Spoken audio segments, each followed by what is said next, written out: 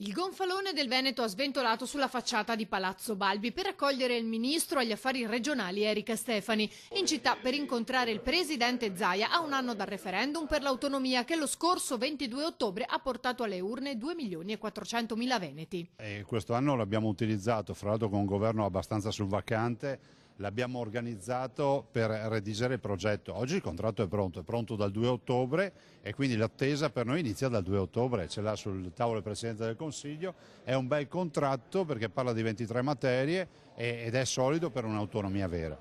A un anno dunque, con i rallentamenti dovuti a 2 legislature, il governatore veneto si aspetta di avere risposte in velocità. Ci aspettiamo celerità, i veneti sono abituati a fare le cose, sono pragmatici, hanno avuto il coraggio di fare un referendum, lo hanno vinto, ci siamo addirittura autoimposti il quorum, lo abbiamo sorpassato arrivando al 60% dell'affluenza alle urne, adesso si va davanti.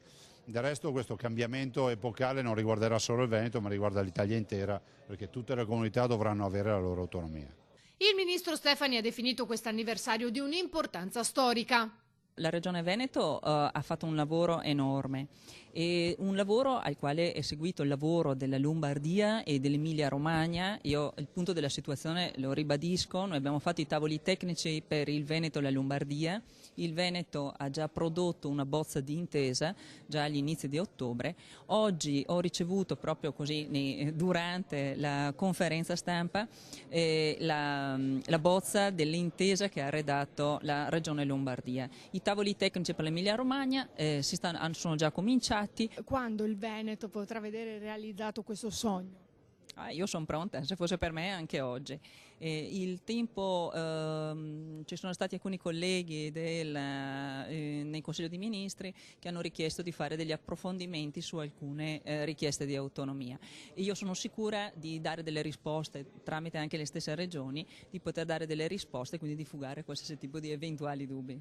Zaia si dice fiducioso. Io sono fiducioso sul piano politico perché i compagni di viaggio al governo, i pentastellati, i grillini, chiamateli come volete, si sono spesi per il referendum del Veneto a favore del sì e sono gli stessi che hanno firmato con noi un contratto di governo che prevede l'autonomia del Veneto, sono gli stessi che hanno votato con noi un DEF che prevede l'autonomia del Veneto e della Lombardia e di chi ne ha fatto richiesta. Questo sotto profilo politico, sotto profilo umano, mio nonno mi diceva sempre che solo i mone non cambiano idea, per cui c'è sempre tempo per migliorare. Intanto il ministro dell'Interno Salvini ha dichiarato che l'accordo sull'autonomia di Veneto e Lombardia andrà in una delle prossime riunioni del Consiglio dei Ministri.